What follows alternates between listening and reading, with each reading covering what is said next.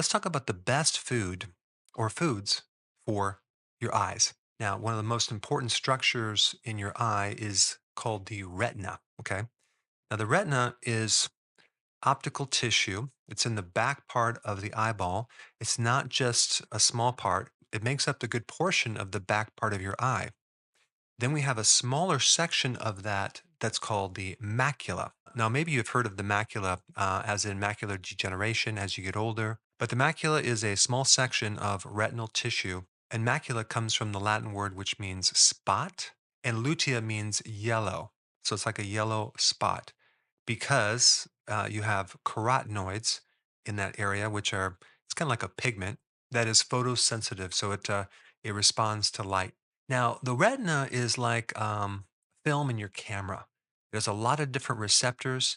It picks up information and it sends it into the brain via the optic nerve, which, by the way, has like 1.7 million nerves that are traveling through that optic nerve, which carries a crazy amount of information into your brain. And so the retina has different cells. They're called rods, cones, and then you have other cells too, which I'm not going to get into, that relay information to the internal clock, which is called that suprachiasmatic nucleus. That is your internal clock.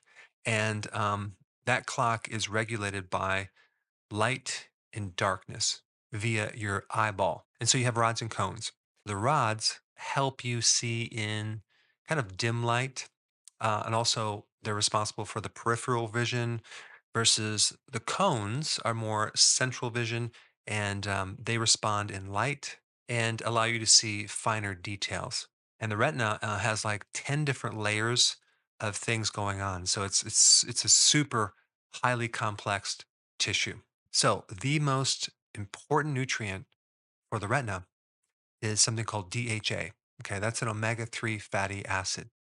Now, there's also EPA as a part of that, but I'm going to focus more on the DHA. So, DHA is a fat, it's an omega-3 fat that is in pretty much all your cells. It's in the membranes. It helps make the membranes fluid and it has many different functions. It's an anti inflammatory, but it only makes up between 1 and 5% of your cell membranes. Whereas the retina, it makes up between 50 and 60%. It also allows you to regenerate certain pigments in your eye to allow you to convert information into your brain. Its main job is to help the retina respond to light.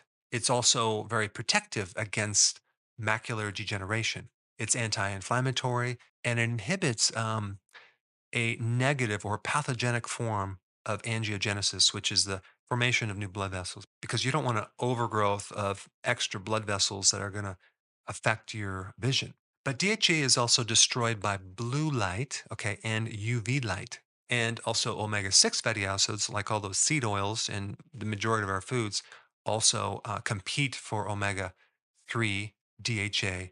So that can also inhibit this. So DHA is very, very, very important for the eye, right? It's probably the most important nutrient. But there's a couple other things in the retina, especially the macula part of the retina, that also protect the eye against UV radiation as well as blue light. And these are called carotenoids. And there's three very specific ones: lutein, zeaxanthin, and another thing called mesozeaxanthin.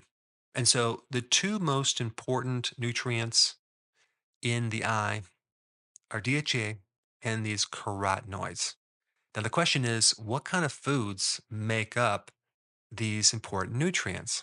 You're going to find the best source in oily, cold water fish, as in tuna, like especially bluefin. Bluefin has like 5 times the amount of DHA than other types of tuna. But you also have salmon, herring, cod liver oil, oysters, sardines, and grass fed beef. Now, of course, there's also DHA in egg yolks and a lot more in the pasture raised organic eggs. Now, there's also precursors to this DHA that turn into DHA, a very small amount, but they still are precursors. It's called ALA, and you would find these in walnuts, chia seed, and flaxseed. So, those are the foods primarily for DHA. Now, what about these carotenoids? You can get them in dark leafy green vegetable like kale, and salads, etc.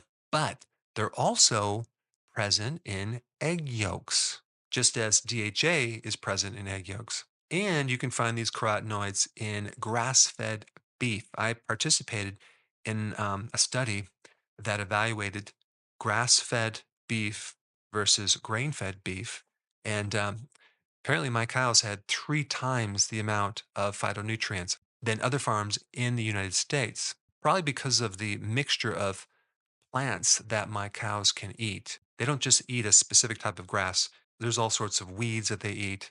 So I've talked about that in a different video, which I'll list down below. But a certain zeaxanthin is called mesozeaxanthin, is also found in shrimp, fish, and of course those egg yolks. So out of all the foods that you can eat, those foods that I just mentioned, they're going to be the best for protecting the eyes. And of course, it's also important to mention the opposing part of this, which is avoiding omega-6 fatty acids, which is really difficult because it's in all of our foods, as well as high levels of sugar, which destroy the eyes and create all the oxidation and the free radical damage that increases the need for the carotenoids and DHA. And for more information on that topic, you should probably watch this video right. Hey, before you leave, I just wanted to give you a little quick history on some of the books that I wrote. This was one of the first books. It's called Dr. Berg Body Shapes. It was my attempt at writing about body types. What was very interesting about this book is I actually did all the images myself. Don't ask me why. They look actually not quite as professional as some of the images that I have in the new book. But anyway, this is my first attempt right here called Dr. Berg's Body Shape Diets. And then I wrote a book more extensive called The 7 Principles of Fat Burning. I don't even have a copy anymore, actually, because it's outdated. The next book, I put about 1,000 hours into this one right here called The New Body Type Guide. Major updates on the body types. I put a lot of energy into this. It has professional images, graphics, all sorts of things. Now, the problem with this book is it doesn't really describe what this is really about. Body types are only a small portion of what's in this book. And that's why I changed the name to the Healthy Keto Plan, okay? If you happen to have this book, you don't really need this book because there's only very, very minor updates. But if you don't have this, you need to get this one right here. This book goes into every single detail that you would ever want to know about. It goes into the 7 principles of fat burning. It goes into hormones, the body types, the basic keto plan. It goes into intermittent fasting. I talk about the 10 fat burning triggers and blockers and fat burning strategies with a lot of details in every single chapter. I go into body issues that interfere with losing weight. There's very few people that just have a weight problem. They have a lot of body issues, whether it's sleeping problems, stress problems, inflammation, menopause. I cover that extensively in this book. Then I talk about how to get rid of stress, and I show you a technique. Then I get into exercising. And then I have a lot of really good recipes in this book as well. So this is a good reference guide. On my website, if you get this book, you get this one free. It's called Healthy Keto Intermittent Fasting. This is the shortcut, quick guide to this book. And the reason I created this book is to have you, within 45 minutes, learn how to do keto, okay, in intermittent fasting, exactly what you need to do.